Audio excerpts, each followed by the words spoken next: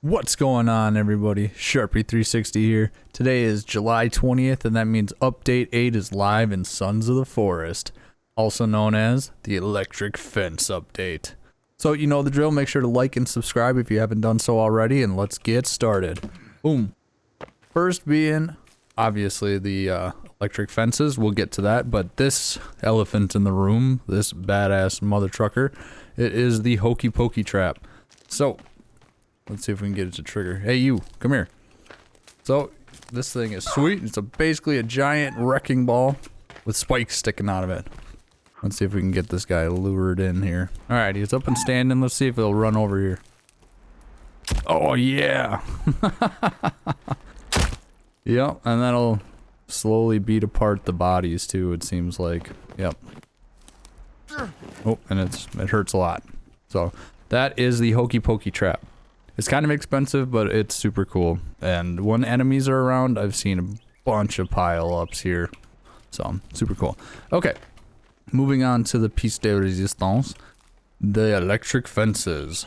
So, everybody has the solar panels and the wiring system all down pat now, and they added in the electric fences now. So, basically, it's just a fence section, a completed fence section, and then you just wrap it once with wire.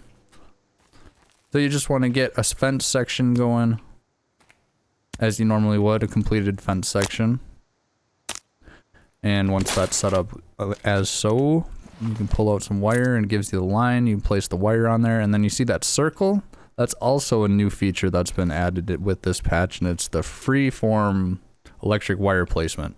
So any solar panel powered section, you can get this little circle area on the point, and you can attach a wire and bring it over to another item and attach it, and it should power it. Oh yeah, there you go. So as far as any type of limitations, I haven't been able to find anything yet in my quick few minutes of testing, but basically we have this whole section. It's all running off of one solar panel, and it's powering all of this. Goes all the way around the shopping cart. Golf cart. And all the way out here is where I stopped because, yeah, it's still got power all the way out here. And I believe you can go quite far with it. I haven't seen any type of limitations yet. As far as the wire for the length of the actual wire itself, it does have a limitation about the same length as the rope. So I'll keep that in mind. Back over here with this freeform wiring, I did notice that it looks like the wiring of this on the structure needs to have a wire on it to the point that you're trying to connect to. So you can see over here, I have that white circle to be able to connect a freeform wire. But if I go to this corner, I don't have a wire going to that corner, and I can't place anything there. So keep that in mind. I hear groveling. So the electric fences will take out wildlife as well. I've taken out a deer and a giant moose actually as well. So it is kind of effective for that. In that regards, you could set up a hunting perimeter almost and just have some fresh kills. And it's pretty effective in killing the actual cannibals too. So, for instance, if I were to load in some enemies inside of this little corral, we'll see what it does. As so.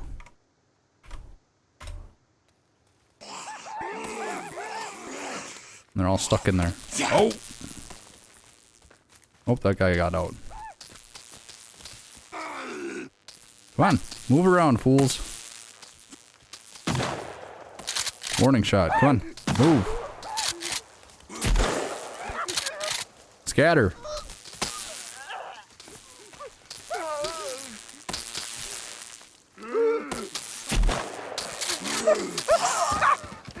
So yeah. Pretty effective. I mean, you can strengthen the fence and all that stuff so it won't collapse over time as easily as well. But these are just the standard ones without any strengthening. Alright, you fools. Did you learn your lesson? Alright, so for the next item they added in for the update is something I came across in the inventory a couple weeks back, but it hasn't been implemented up until now. And that is the radio. Oh yeah. Cool, and it looks like it has all the different songs from the OST. Where is it? There it is. DJ's favorite song. So as far as putting it in the inventory, yeah, it looks like it just turns it off. And I don't think we can drop it either. It's an item, once you pick it up, you kind of have it. Yeah, just puts it back into the inventory. But yeah, that's pretty cool that they have the radio in there now, so one of your guys can just stand around and jam. It'd be cool if we could set it down. I wonder if you can set it down on... Probably not. Maybe they'll add something for being able to place it somewhere down in the future, but as of right now, it looks like you can just hold it and keep it in your inventory. Calvin, be careful over there, it's electric fences. Alright, so the next feature that they added is that the golf carts actually have lights on them now, and you can seat up to 4 people. So you see all the little seating people icons. You can have yourself and 3 buddies jump on the back and go for a sweet ride. And then this is what it looks like with the lighting driving at night. It's not super bright, but I guess it's better than nothing. You can't toggle it or anything like that, so this is what we got at the moment. But I guess it's helpful, better than nothing.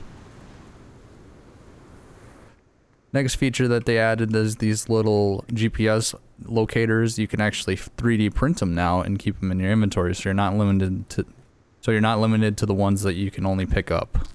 So a feature on the gun side of thing that they put in is they added a reduced ammo difficulty option for your gameplay as well. So if you turn that feature on, it'll basically limit the amount of ammo you can find in crates and across the game world as well. So even more of a challenge for the bullet hell enthusiasts, but I'm not particularly fond of that, especially if the mutants spawn constantly, but we'll come back to that.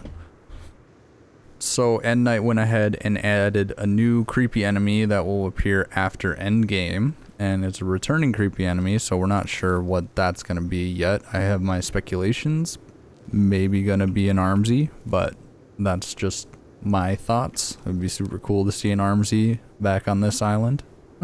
So we'll have to find one of those and see what happens, but I try not to do any spoilers in the update videos because I want you guys to be able to experience the discovery for yourself. So I kind of just give you the breadcrumbs and let you go on your way and find it. If you want to see spoilers, there's other channels that'll give you every little thing. So on top of the addition of the creepy enemy, they also added some new vocal announcements to the bunkers when you enter those. So that's pretty cool. I like to hear that. It's more interactive and more immersive, I should say, for the campaign and the story. So that's cool. Virginia and Kelvin can now swim if they end up in deep water. So Kelvin can swim now too. So he can get to the island if you had built an island over on that lake at one point, like we all did.